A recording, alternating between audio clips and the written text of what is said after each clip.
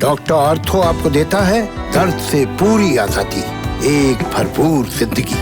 ये कोई temporary pain killer नहीं, आयुर्वेदिक औषधि है। संजय गुप्ता, शुरुआत आपसे कर रही हूँ। सवाल ये है कि आपके यहाँ पर सब फर्जी है क्या?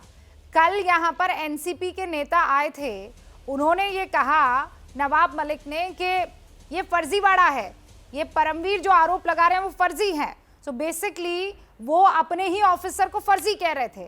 आज आप कह रहे हैं कि जो रश्मि शुक्ला है ये बगैर किसी परमिशन के फोन टैपिंग किया करती थी, तो ये भी फर्जी हो गई। कुल मिलाकर सब फर्जी हैं।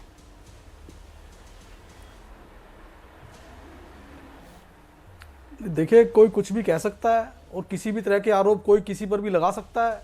देवेंद्र फडणवीस साहब 5 साल मुख्यमंत्री रहे हैं महाराष्ट्र में, बहुत से ऑफिसर्स उनके कॉन्फिडेंस के हैं, बहुत से नहीं भी होंगे। लेकिन हमारे देश के अंदर आरोप प्रत्यारोप, सिर्फ वर्बली आरोप प्रत्यारोप पर कार्रवाई नहीं होती। प्रथम दृष्टया में कुछ सस्पिशियस भी दिखना चाहिए और उसमें कुछ एविडेंस भी होना चाहिए। जिस तरह तहलका कांड में बंगारू लक्ष्मण के खिलाफ एविडेंस था, ऑडियो भी थी, वीडियो भी थी, ट्रांजैक्शन भी थी। तो ये तीनों चीजें हमारे देश के अंदर जब होती हैं तभी कोई कार्रवाई, ठोस कार्रवाई उस पर होती है। ऐसा नहीं होता कि वर्बली आधार पर आप किसी चीज को मान लें और उस पर कार्रवाई की मांग करने लग जाएं। रश्मि शुक्ला का खत पढ़ा है? आप मुझे यहाँ पर लॉ का ज्ञान दे रहे हैं। देखिए, रश्मि शुक्ला का खत, हाँ, मैं आपके जहाँ बैठे हुए वहाँ पीछे ब्लैक बोर्ड भी लगा देती हूँ, आप एक चौक भी हाथ में ले लीजिए। कानून आप समझा तो रहे हैं, लेकिन रश्मि शुक्ला का एक लेटर का एक लाइन भी आपने पढ़ी हो तो मुझे बता दीजिए। रश्मि शुक्ला ने जो आरोप लगाए हैं मैंने आपके टीवी पर देखे हैं और उनके लेटर की मजमून आप बता ही रही हैं। तो सिर्फ लेटर के मजमूनों के आधार पर कार्रवाई नहीं होती है हमारे देश के अंदर। अरे लेटर के मजमून तो आप देख रहे हैं ना, मैं तो पूरा लेटर आपको बता रही हूँ। लेटर में बाकायदा उन्होंने ये भी कहा है कि पूरे के पूरे सबूतों के साथ ये लेटर में लिख रही हूँ, और आप कह रहे हैं यहाँ पर बैठ करके सबूत नहीं है, प्रथम दृष्टिया ये नहीं लग रहा है, वो नहीं लग रहा है। तो कुल मिलाकर आपकी सरकार में कोई भी वर्दीधारी ठीक से नहीं उसका किसी तरह का कोई क्या बोलते कैरेक्टर ही नहीं था, है ना। ये सब के सब करप्ट थे, ये सब के सब फर्जी थे, और इससे आपकी महाअघाड़ी सरकार जो है चल रही थी। बहुत शानदार। राम कदम जी, पहले परमवीर उनको बड़ा बचाया जा रहा था, मुझे याद है, और आज कह रहे हैं कि सबके सब फर्जी हैं। राम कदम जी, देखिए, मैं आपको एक अतीत की बात याद दिला दूं। 2 जुलाई 2020 को 12 डीसीपी की ट्रांसफर हुई, उद्धव ठाकरे जी रूठ गए। 5 जुलाई को यानी 3 दिन पश्चात उसे रोक दिया गया। फिर वो रूठ गए थे। शरद पवार जी उठ करके उनके निवास मातोश्री चले गए। उनका रूठना फिर वहां पे थम गया। फिर पुनः एक बार 10 जुलाई को 9 डीसीपी के ट्रांसफर हुए। अब एक इस बिंदु को पकड़िए आप। दूसरा बिंदु ट्राइडेंट में या किसी और 5 सितारा होटल में वाजे बैठ रहा है। वाजे बैठ करके IAS IPS officers, non IPS officers, इनके तबादलों के पैसे की बात सामने आती है, और ये सबूतों के साथ देवेंद्र फडणवीस जी ने देश के सामने रखा है। राम कदम जी, ये आरोप लगा रहे हैं आपके ऊपर कि आपने परमवीर जी को सेट कर दिया है। रश्मि शुक्ला को आप लोगों ने सेट कर दिया है, किसी तरह की आपकी कोई डीलिंग हुई है। देते थे, आज ऐसा क्या कर दिया परमवीर जी ने? आज आप परमवीर सिंह को डिफेंड कर रहे हैं, हर बात को सच मान रहे हैं। हम किसी व्यक्ति विशेष का समर्थन नहीं करते। फोन पे रिकॉर्डिंग जो हुई है, 6.5 जीबी का जो डेटा है, वो अफसरों ने क्या बात करनी है, नेताओं ने क्या बात करनी है, इनकी उगाही करने वाले दलालों ने क्या बात करनी है, ये तो स्क्रिप्ट हमने सेट नहीं करी ना। ये तो सच्चाई है। इस सच्चाई को आप कैसे नकार सकते हो? 12 डीसीपी की ट्रांसफर, आप सही शब्दों का इस्तेमाल करें, हम तो बहुत कुछ कहना नहीं चाहते। उगाही राज की बात कह दी तो ना जाने क्या होगा फिर। अभी मैंने सिर्फ बंगारू लक्ष्मण जी का नाम ही लिया है, तहलका कांड के विषय में ही बताया है, लेकिन मैंने पूरी बात नहीं बताई है और मैं बताना भी नहीं चाहता। मूल सवाल यह उठता है कि यदि आईपीएस अफसर से तुम तबादले के पैसे लो, उसके बाद उससे कैसी अपेक्षा करोगे कि वो जनता के हितों की रक्षा करेगा? वो तो अगर 5 करोड़ रुपए दिया है तो 50 करोड़ रुपए कमाने के। राम कदम जी रुकिए, संजय गुप्ता जी रुकिए, मेरे 3 और मेहमान इस वक्त हैं, उनसे मैं रिएक्शन लेना चाहती हूँ। अशोक वानखेड़े जी, क्या नजर आ रहा है आपको? ये चल क्या रहा है?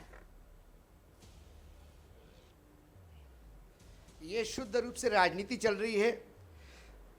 ट्रांसफर के पैसे और मुंबई पुलिस से वसूली ये आज से नहीं सालों से हो रही है। सवाल है, देशमुख जी को सब इसलिए डिफेंड कर रहे हैं क्योंकि खीरा कटा है तो सब में बटा है। आज यदि आपने कमिश्नर पे एक्शन लिया तो उन्होंने मुंह खोला, देशमुख पे एक्शन लोगे तो वो मुंह खोलेगा। कई लोगों के इसमें बलि चले जाएंगे, क्योंकि ये जो 100 करोड़ रुपए इकट्ठा हो रहे थे ये कोई बड़ी बात नहीं मुंबई में, और जब पैसे इकट्ठा हो रहे थे तो सब में बट रहे थे, ये भी बड़ी बात है। अभी बीजेपी के जो प्रवक्ता बोल रहे थे वो बिल्कुल सही बात है।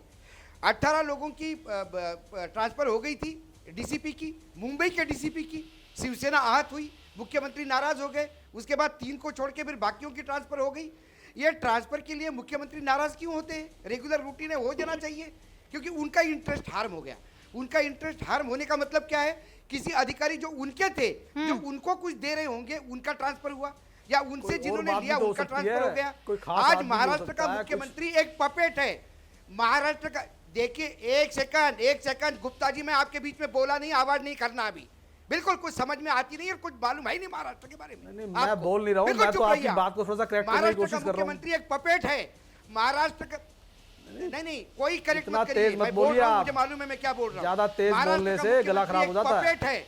महाराष्ट्र का मुख्यमंत्री ऐसा कोई कुछ नहीं बोल रहे आपके जो ये देश नहीं जानता, या कोई बहुत बड़ी अहम बात कोई कह रहे हैं आप, वही होता है। बातों में कोई तथ्य नहीं होता, एक लोटे की तरह आप कभी उधर लेटते हैं कभी उधर लेटते हैं। देशमुख मराठा है। रूबिका जी, या तो आप कंडक्ट कर लीजिए या मुझे कंडक्ट करने के लिए बोल दीजिए। गुप्ता जी को रोकिए जरा, मैं बोल लूं तो जरा लोग समझे क्या स्थिति है। गुप्ता जी को जो राज उगलने चाहिए वो तो वो उगल नहीं पा रहे हैं। आप बोलिए अपनी बात को। गुप्ता जी, आपको जो राज उगलने चाहिए वो तो आपसे हो नहीं पा रहा है। यहाँ बैठकर लोटे लिटा रहे हैं। मैंने तो ऐसा कोई लोटा नहीं देखा जो लेटता हो। पता नहीं है आपके वहां के लोटे कौन से हैं जो लेट भी जाते हैं और वक्त आने पर पलट भी जाते हैं। अब रुकिए संजय जी, आपको मौका दिया, बढ़िया मौका दिया। इनफैक्ट आप ही से स्टार्ट किया, रुकिए ना, बात पे रुकते नहीं है ये। रुकिए संजय जी, रुकिए, अभी बहुत आपको टाइम मिलेगा। अशोक जी कंप्लीट कीजिए। संजय जी हाँ, दूसरी बात, महाराष्ट्र का मुख्यमंत्री ये पपेट है शरद पवार जी के हाथ में। गृह मंत्रालय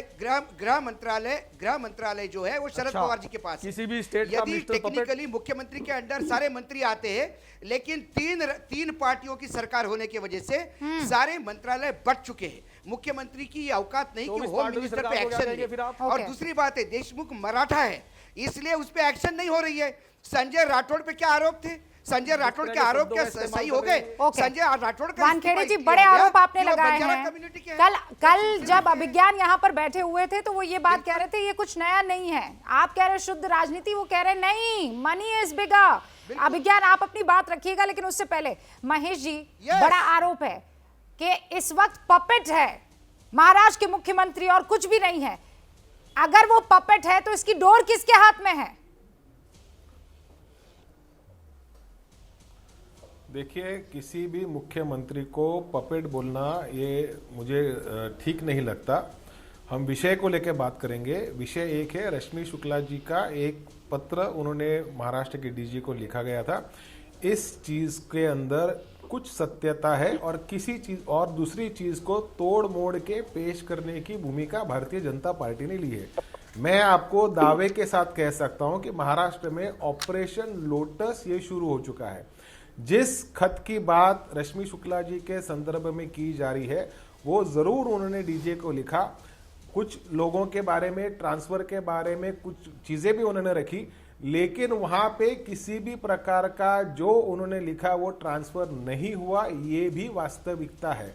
उनको इस खत की वजह से उनको उस पद से निकाला गया, ये जो चित्र भारतीय जनता पार्टी की तरफ से कलर किया जा रहा है, इसमें कोई सत्यता नहीं है।